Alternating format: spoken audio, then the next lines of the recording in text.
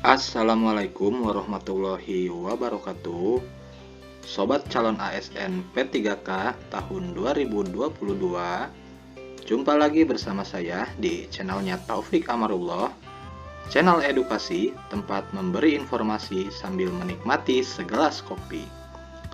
Dalam video kali ini saya akan memberikan informasi terkait tata cara pengisian DRH atau Daftar Riwayat Hidup sesuai dengan buku petunjuk teknis atau Juknis SSC ASN 2022.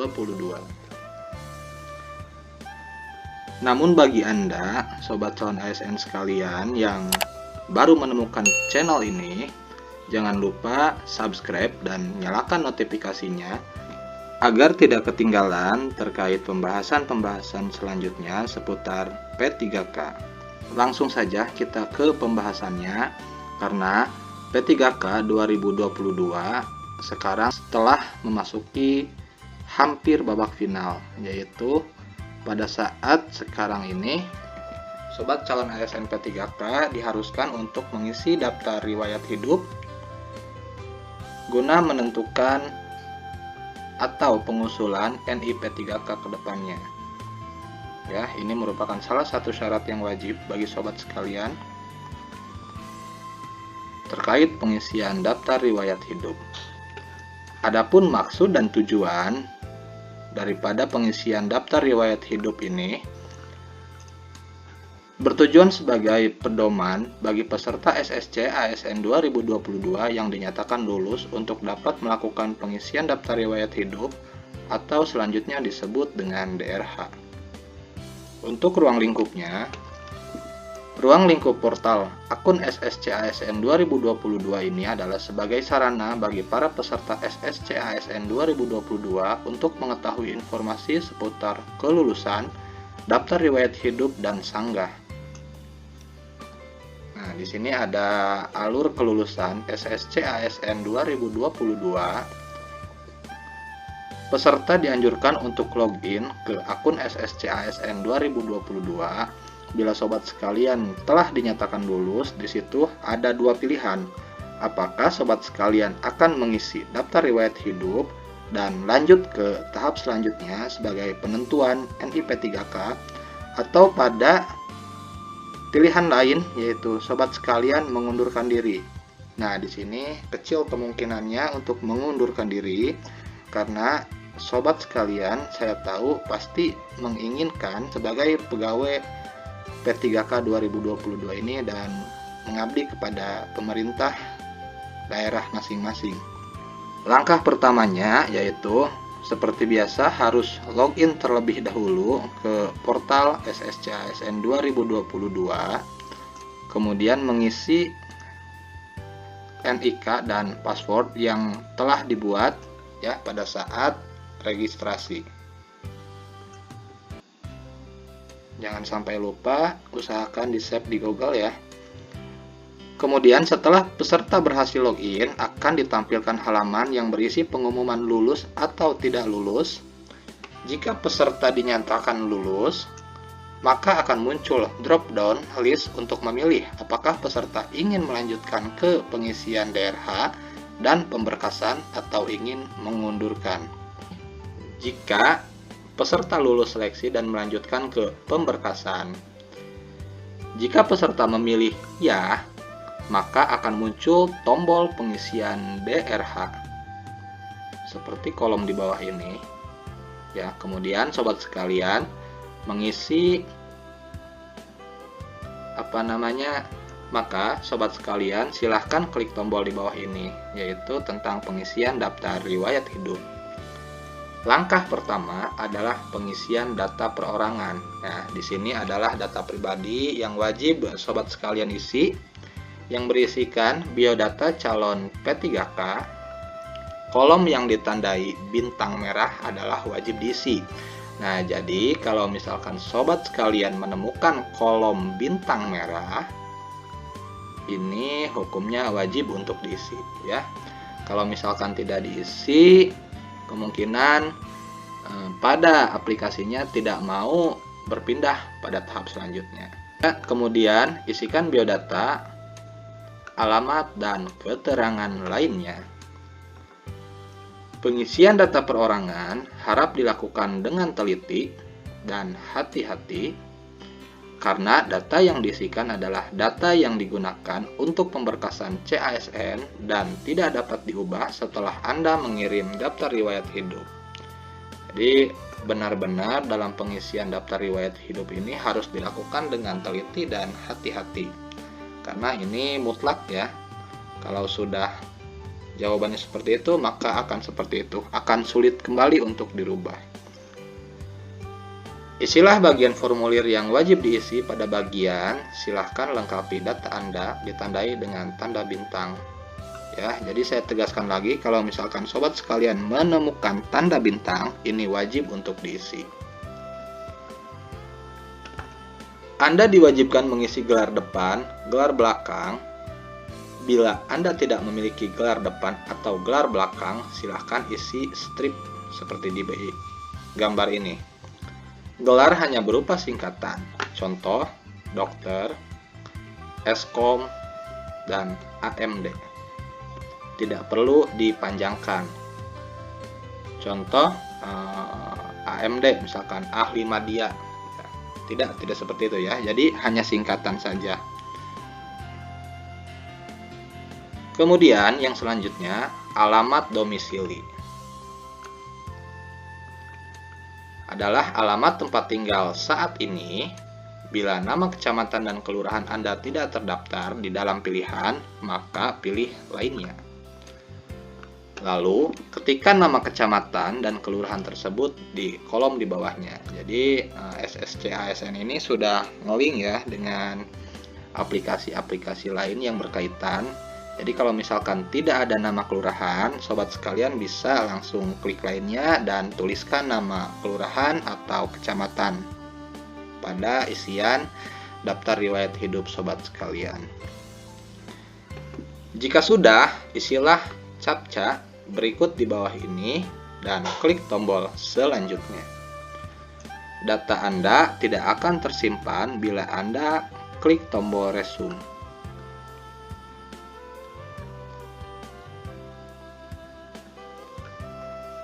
Nah, seperti ini tampilannya jika Anda mengisi daftar riwayat hidup pada halaman SSCASN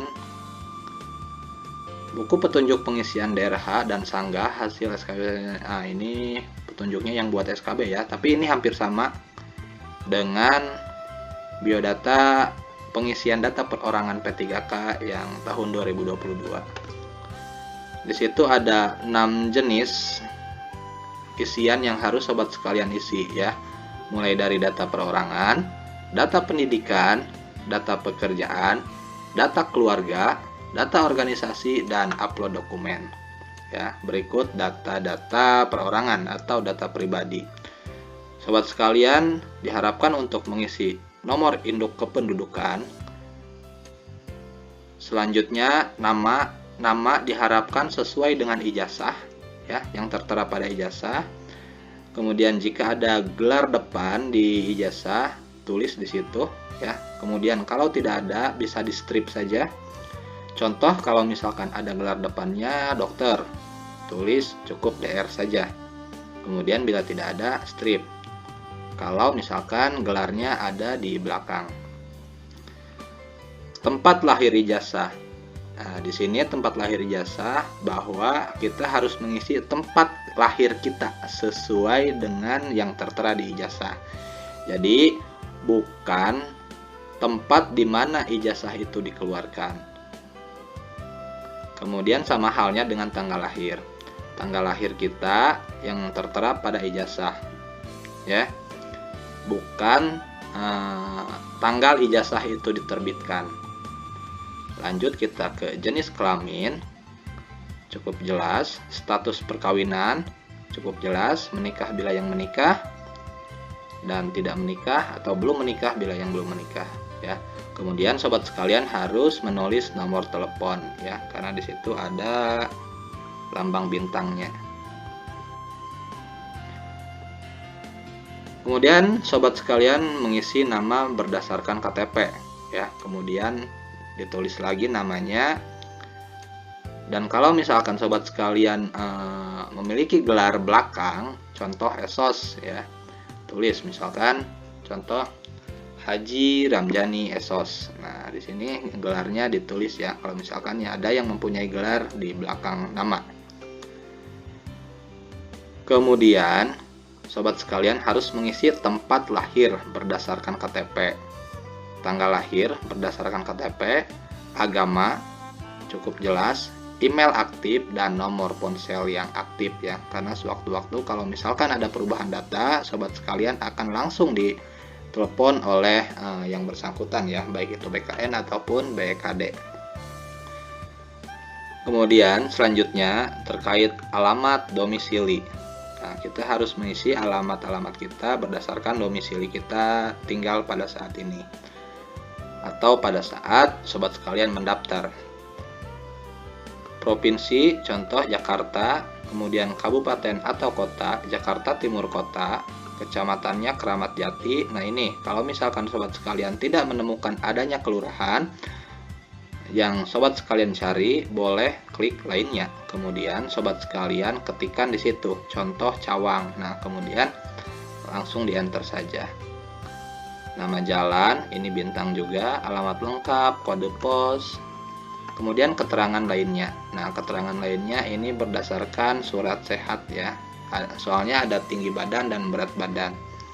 Contoh, tinggi badannya 170 dan berat badannya 70 kilo. Warna rambut sobat sekalian ya, hitam. Kalau misalkan yang sudah diwarna-warna ya, warna rambut yang dulunya ya, yang dulunya sebelum diwarnai itu warnanya warna apa gitu. Bentuk rambut lurus, bentuk muka oval. Nah, bentuk muka juga banyak, ada oval, ada bulat, ada kotak. Pokoknya banyak di sini, ada pilihannya sesuai dengan bentuk muka sobat sekalian. Selanjutnya pada warna kulit, sawo matang, putih, banyak juga ya. Ciri khas. Nah, ini bila sobat sekalian mempunyai ciri khas boleh diisikan di sini, akan tetapi bila tidak punya atau tidak ada, boleh diisikan strip saja. Cacat tubuh, hobi. Nah, untuk hobi sendiri di sini boleh 2 ya, boleh lebih dari 1. Kemudian kita mengisi captcha yang ada di sini ya. Kita harus isikan di kolom sini dan klik selanjutnya. Kemudian kita ke langkah yang kedua, pengisian riwayat pendidikan. Pada kolom ini, peserta dapat mengisikan riwayat pendidikan dan riwayat kursus. Ya, jadi ada isian riwayat pendidikan dan riwayat kursus. Pendidikan yang digunakan saat melamar formasi jabatan telah otomatis muncul, tetapi dapat diubah untuk dilengkapi kolom-kolom yang masih kosong. Nah, jangan heran bila sobat sekalian pada saat langkah yang kedua ini di kolom pendidikan, data ijazah atau data apapun yang berkaitan dengan hal itu akan muncul. Ya, jadi sobat sekalian harus mengisi kolom-kolom yang masih kosong ya untuk dilengkapi. Apabila ingin mengubah data riwayat pendidikan, klik tombol ubah. Ya, berarti di sini klik tombol ubah. Pada riwayat pendidikan yang dihapus, kemudian silahkan ubah data. Setelah itu klik tombol simpan untuk menyimpan perubahan data yang telah dilakukan.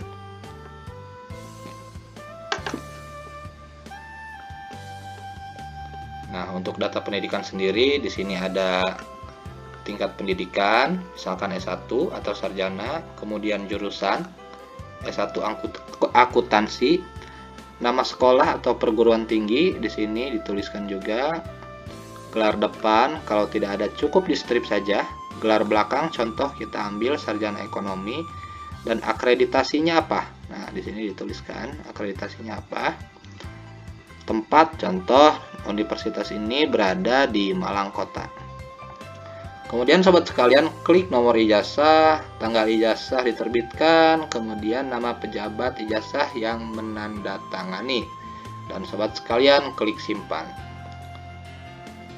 Perlu diketahui bahwa peserta tidak dapat menambahkan pendidikan lain yang setingkat dengan pendidikan yang digunakan untuk melamar atau pendidikan yang setingkat lebih tinggi. Nah, ini misalkan kalau pada awal sobat sekalian itu melamar dengan tingkat pendidikan sarjana ekonomi. Akan tetapi, sobat sekalian juga memiliki ijazah yang setara S1, yaitu contoh sarjana hukum. Nah, ini tidak bisa ditambahkan, ya. Apalagi kalau misalkan sama halnya dengan setingkat yang lebih tinggi. Contoh, sobat sekalian memiliki ijazah S1 sarjana ekonomi, akan tetapi telah melaksanakan pendidikan kuliah dan mempunyai ijazah S2 ekonomi atau magister ekonomi, itu juga tidak dapat ditambahkan, ya. Nah, di sini ada contohnya. Misal, pendidikan yang digunakan untuk melamar adalah S1 Sistem Informasi. Lalu, peserta ingin menambahkan pendidikan S2 pendidikannya, ya. Penambahan akan gagal, sobat sekalian, karena S2 adalah setingkat lebih tinggi dari S1. Atau jika peserta memiliki 2 degree S1, lalu ingin menambahkan pendidikannya, misal S1 manajemen, padahal yang dia daftarkan itu S1 sistem informasi, akan gagal juga di input karena tingkat pendidikan setingkat dengan S1 sistem informasi yang digunakan untuk melamar. Ya, cukup jelas untuk di kolom yang ini. Kemudian tambahkan pula pendidikan peserta sejak sekolah dasar, menengah, dan atas dengan mengklik tombol tambah pendidikan. Ya. Jadi harus ditambahkan juga ijazah atau riwayat sekolah dasar, riwayat sekolah menengah pertama, dan riwayat sekolah menengah atas. Nah, di sini contoh tingkat pendidikan SLTP, jurusannya kalau misalkan yang belum di SLTP-nya itu tidak ada jurusan, kemudian sobat sekalian klik SLTP saja. Ya.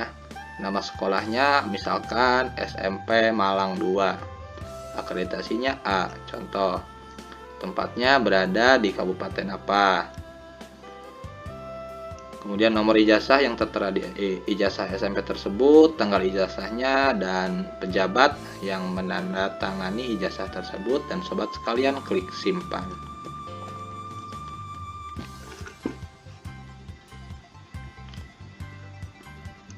Sini ada keterangannya.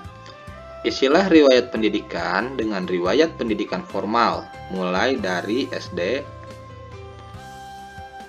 Untuk tingkat pendidikan SD, SMP, SMA, masukkan jurusan sekolah dasar atau SLTP, atau SMP, atau SLTA, atau SMA, dan sebagainya, sesuai nomenklatur jenis sekolah di ijazah. Untuk tingkat pendidikan SMK, masukkan nama jurusan SMK. Untuk tingkat pendidikan perguruan tinggi, masukkan nama prodi. Ya, prodinya prodi apa?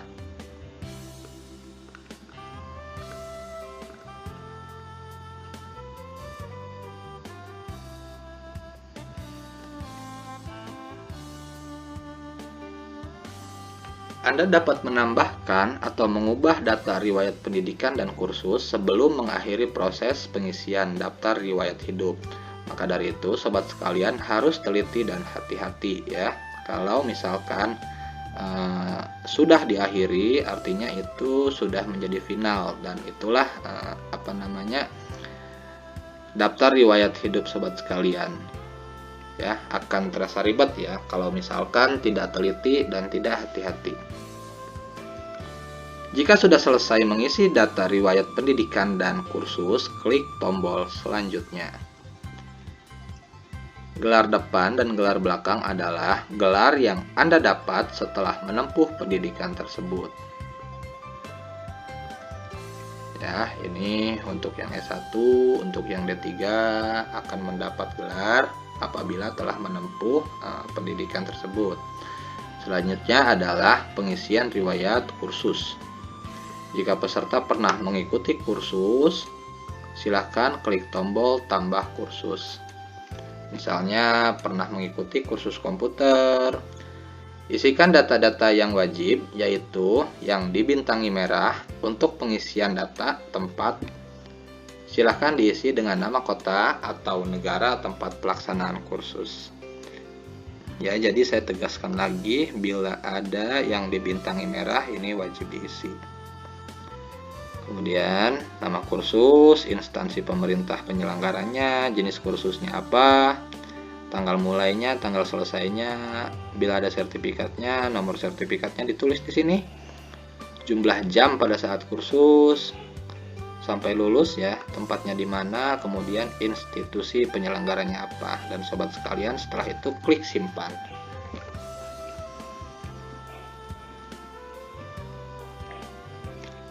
Contoh jenis kursusnya kepegawaian. Di situ akan ada banyak sekali pilihan yang sesuai dengan sobat sekalian pernah dalam kursus tersebut. Jenis kursus telah tersedia. Peserta hanya dapat mengisikan jenis kursus yang telah terdaftar. Langkah ketiga adalah pengisian riwayat pekerjaan. Di halaman ini, peserta diwajibkan mengisi riwayat pekerjaan jika ada. Ya, kalau misalkan belum ada, ya jangan diisikan, jangan dipaksain ya.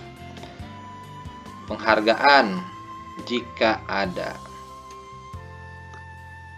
Dan prestasi jika ada. Ya, di sini sudah tertera jelas isian riwayat pekerjaan, penghargaan, dan prestasi jika ada.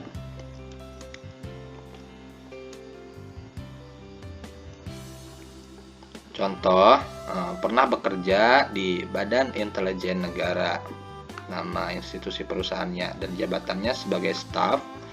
Tanggal mulainya pada saat 1 Januari 2023 dan tanggal selesainya tanggal 31 Januari 2023, hanya sebulan saja ya.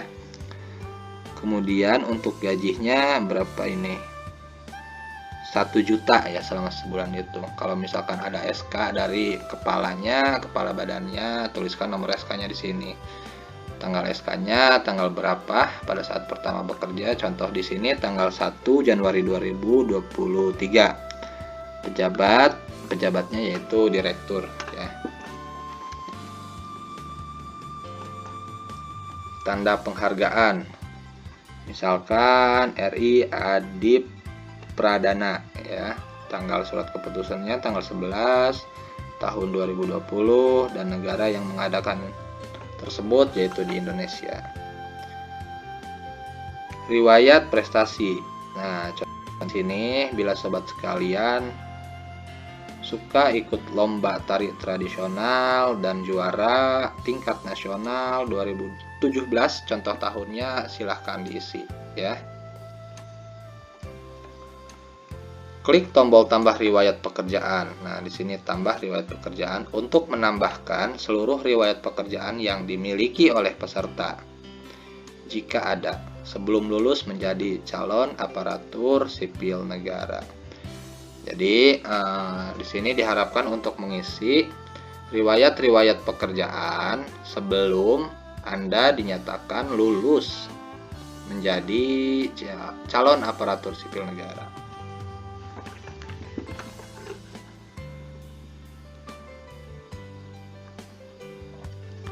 Kemudian klik pada tombol tambah riwayat penghargaan. Nah, ini yang tadi kita sampaikan. Cukup jelas ya sobat sekalian. Dan untuk prestasi, contoh nama prestasinya juara 1 Taekwondo PON Papua. Wih, mantap, ini tingkatnya udah tingkat nasional pada tahun 2021 ceritanya. Kemudian klik simpan.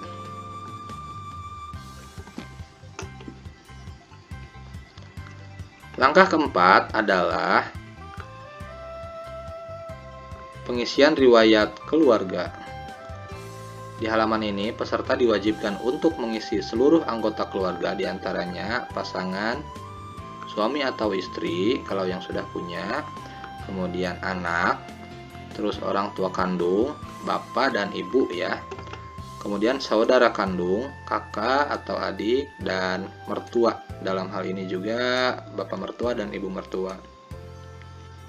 Ya, di sini sudah dijelaskan kolom-kolomnya. Dan informasi kalau misalkan orang tua atau mertuanya sebagai pegawai negeri sipil, maka harus mencantumkan nomor induk pegawai ya, dan mencari namanya di dalam kolom ini.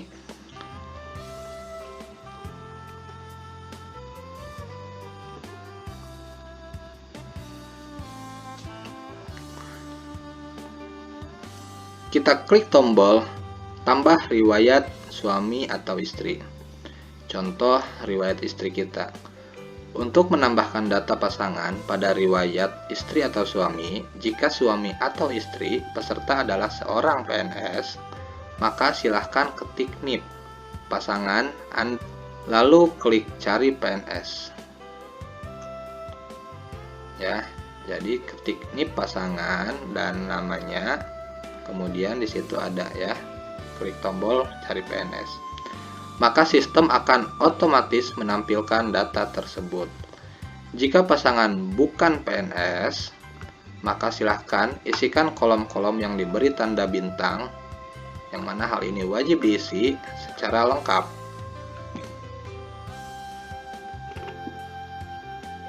Ya, contoh ini untuk yang istri PNS atau suami yang PNS, mengisikan NIP, nomor KK, NIP atau NIP, nama, tempat lahir, tanggal lahir, pekerjaan, contoh pegawai negeri sipil, perusahaan di mana istri atau suami tersebut bekerja, contoh di sini Badan Kepegawaian Negara, statusnya menikah, tentunya menikah dengan Anda ya.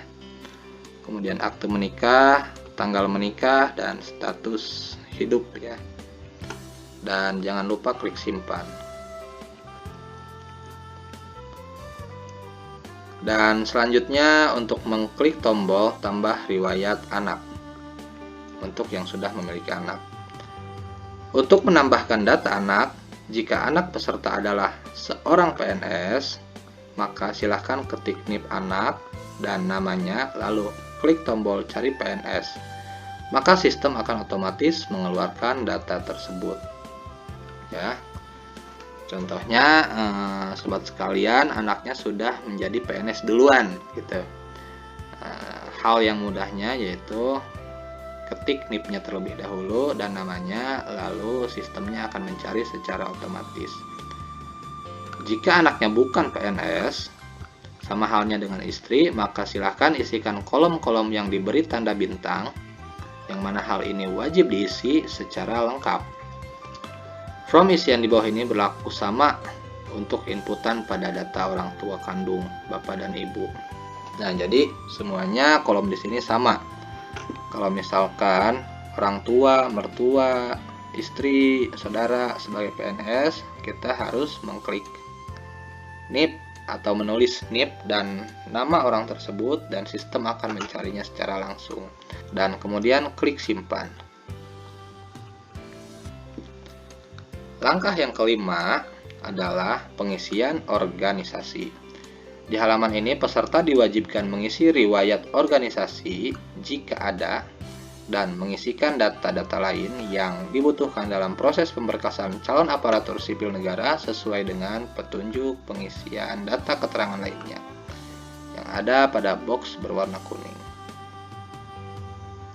Ya, kalau teman-teman punya organisasi, silahkan diklik di sini, ditulis di sini ya, dimasukkan. Kemudian jangan lupa klik captcha dan mengklik kembali atau menulis kembali nomor-nomor yang ada di atas ini di kolom sini ya, dan klik juga selanjutnya. Contohnya nama organisasinya organisasi apa, jenis organisasinya mengacu kepada apa, pendidikan kah, kesehatan, bakti sosial, atau apapun itu ya. Kemudian jabatannya sebagai apa di dalam organisasi tersebut. nama kedudukan. Kedudukannya sebagai apa pada organisasi tersebut, tanggal mulai mengikuti organisasi tersebut, dan tanggal selesai, tempatnya di mana organisasinya. Nah, tulis sobat sekalian, kalau di Jakarta tulis di Jakarta. Pemimpinnya siapa? Ya. Di situ ditulis juga. Jangan lupa klik simpan.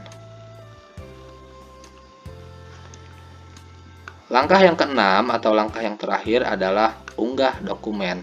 Nah, jangan salah ya, dalam pengunggahan dokumen di sini sobat sekalian harus teliti dan hati-hati. Di halaman ini peserta diwajibkan melakukan 2 kali klik ya. Jadi harus melakukan 2 kali klik cetak DRH yang telah diisi dengan klik tombol cetak DRH perorangan dan cetak DRH riwayat. Jadi akan dibagi 2 ya. Selanjutnya menulis data-data yang diharuskan untuk ditulis tangan di DRH yang telah dicetak tersebut dan menandatangani DRH. Terakhir, DRH yang telah ditandatangani wajib diunggah kembali ke SSC-ASN di halaman ini. Ya, jadi pada form dokumen. Ya, jadi sobat sekalian harus mengupload kembali DRH, cetak DRH perorangan dan cetak DRH riwayat. Nah, ini harus diupload kembali pada laman SSC-ASN ya, pada unggah dokumen.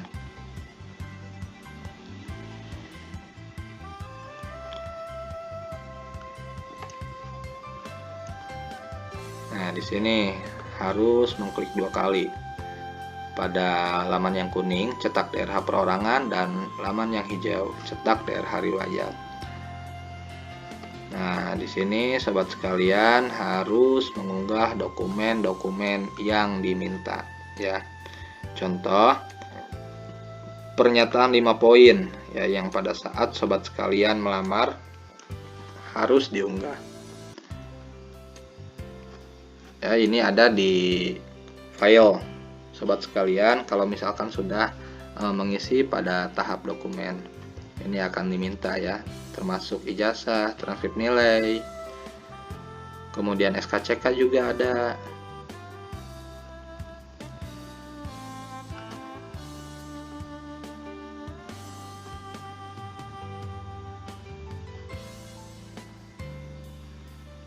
Berikut merupakan contoh cetakan DRH perorangan yang ditandai bintang. Adalah kolom yang harus ditulis tangan oleh peserta setelah DRH dicetak. Diisi dengan huruf kapital atau balok dan menggunakan tinta hitam. Nah, di sini harus ditulis kembali ya dengan menggunakan tinta hitam. Yang bintang-bintang di sini wajib diisi.